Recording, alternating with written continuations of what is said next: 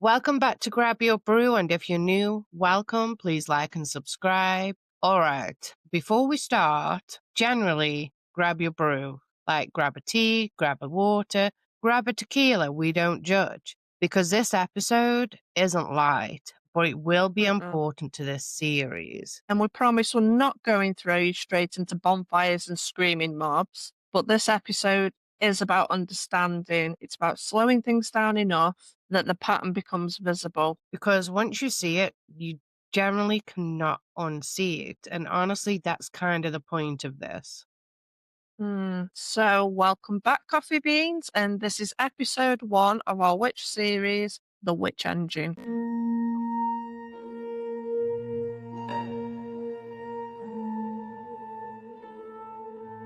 I want to say this up front, this series isn't mocking any kind of religion or belief. It's not about blaming one religion or one culture. It's just the human fact of disgusting history that's happened. Yeah, it's about humans under pressure and what humans do when fear needs somewhere to land. Let's start with something that sounds obvious, but really isn't. Historically, a witch is not a type of person. No, she wasn't born one. There's no sorting hat, and there's no apprentice schemes. A witch is a role that pretty much gets assigned, usually after something has already gone wrong. And this matters because people love to ask, did they really believe in witches? Which is really, if you think about it, the wrong question that you're asking, because belief doesn't drive persecution. Fear does. One of the most comforting myths we all tell ourselves is that witch hunts were a strange European phase.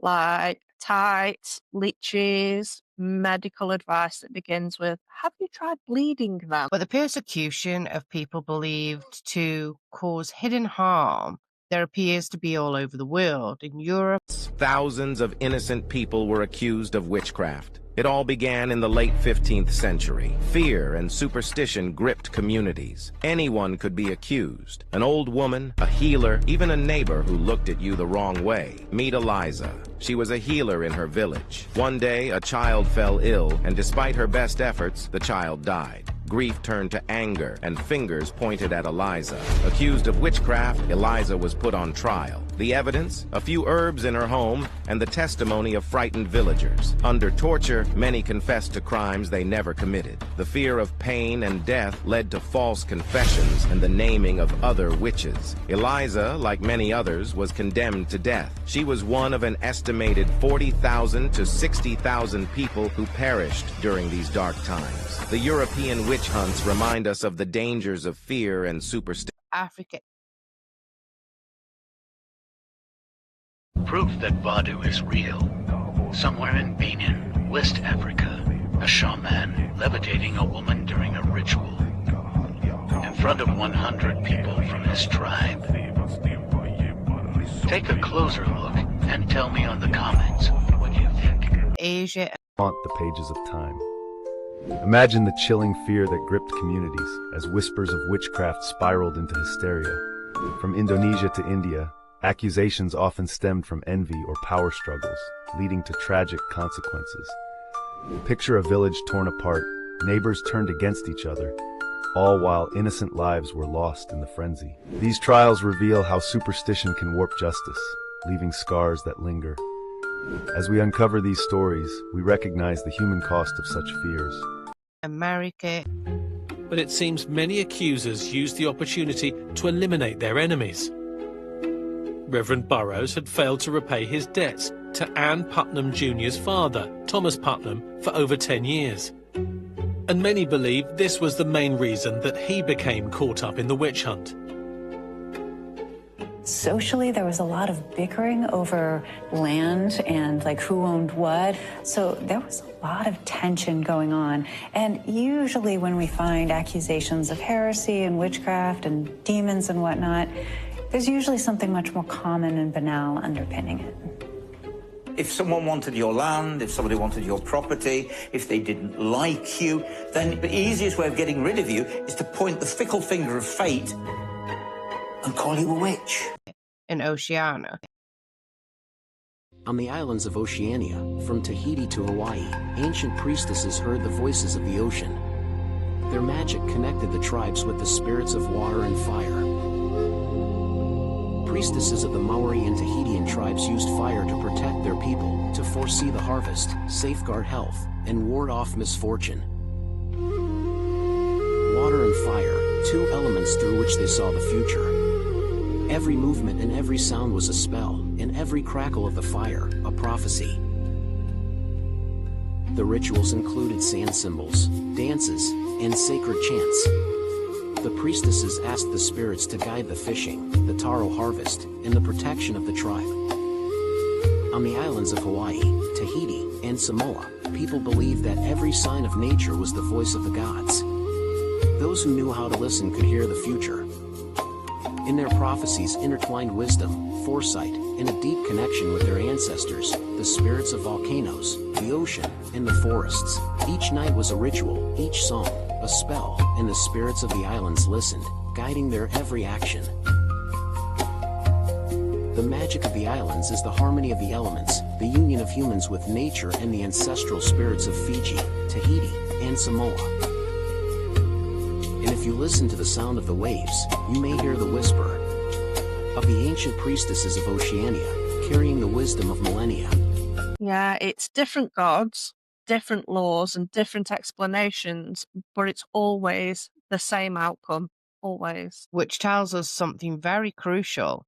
This isn't just about superstition. It's about stress, instability, and the human need for an explanation. Now, this part matters because there's a common assumption that Christianity invented witch persecution. It didn't. It absolutely did not.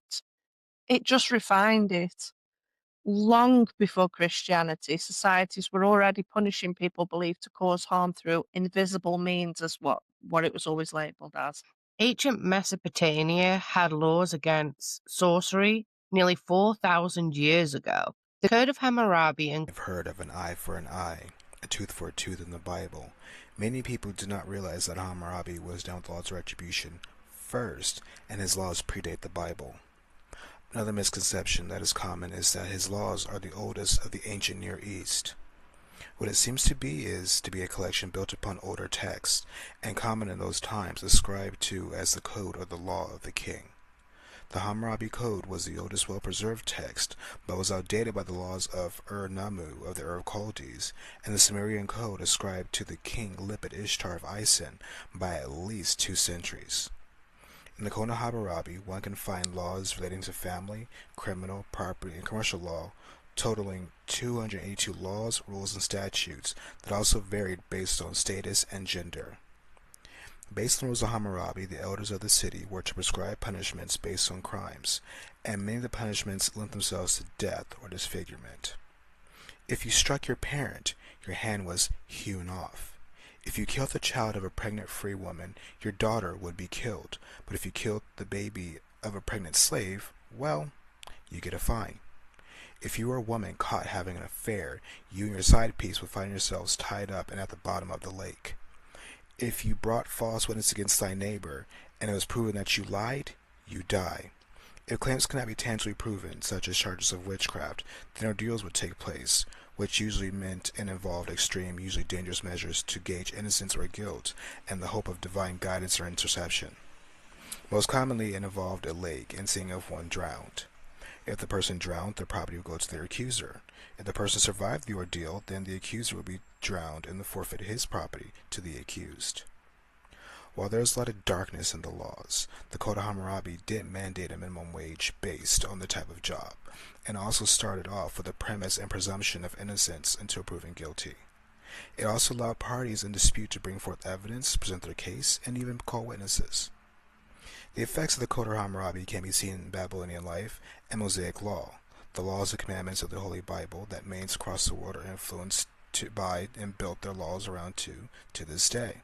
Included an ordeal by a river procedure used specifically in sorcery accusations. Yeah, so it's not a trial, it's drowning with admin. So in the Greek world, accusations involving pharmaca, apologies if I'm mispronouncing, so poisons, potions, and suspicious, working, could be treated as serious public harm. So the line between poisoning and what we'd call magic wasn't always clean. Rome, harmful acts done through secret or illicit means were criminalized. So poisoning, binding spells, illicit or unauthorized magical practices. None of this actually involves demons. No, it involves harm, fear, control. So if you were believed to have caused suffering invisibly, you were dangerous. It didn't matter what your religion was. Let's talk about the pressures that powered the witch engine itself. Across cultures and centuries, accusations spiked when three pressures collide. So first, material stress. So we're talking famine, disease, climate shifts, poverty. Second, social instability, war, colonization, migration, religious upheaval. And third, which I think is the most dangerous one, authority failure. So leaders who can't fix the problem but still need to look powerful. Because when people are scared, they don't ask for nuance. They ask for somebody to blame. This is what we're calling the witch engine, not a metaphor, a pattern. 4 steps. Simple, reusable, terrifyingly effective. It is. So basically, hang on, sorry. So step one, something goes wrong. So a child dies, harvest fails, or a disease spreads, and humans are terrible at accepting randomness. Step 2. Someone is already marked.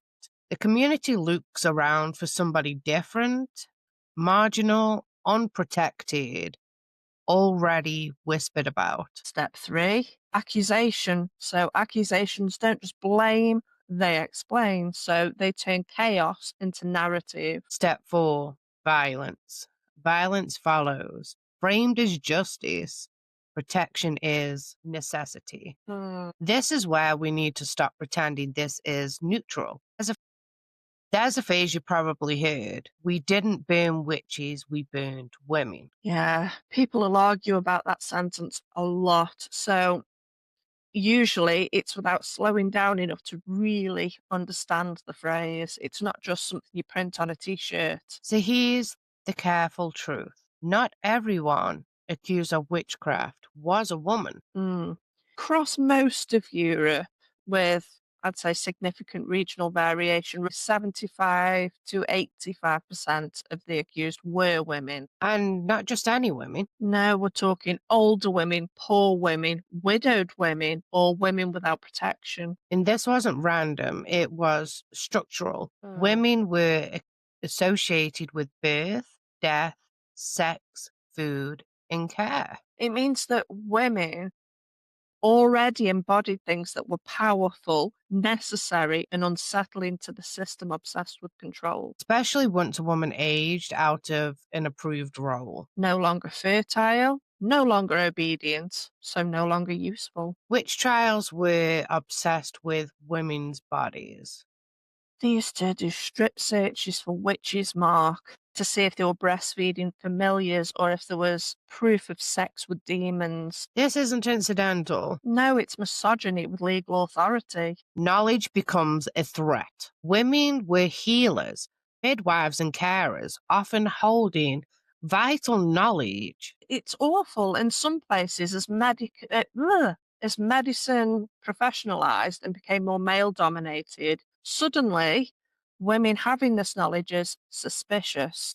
Same skills, new danger. I mean, men were accused too. Yeah, they were. Sometimes because of family or social ties to an accused woman. Other times it was because local traditions associated with certain types of magic were considered male. Of course, they have their own type of magic, which tells you something very important. The crime itself was gendered, even though the accused was not. So when people say, we didn't burn witches, we burned women, they're pointing at something very real. Witchcraft was the charge and womanhood was the major risk factor. We'd like to believe that we outgrew this.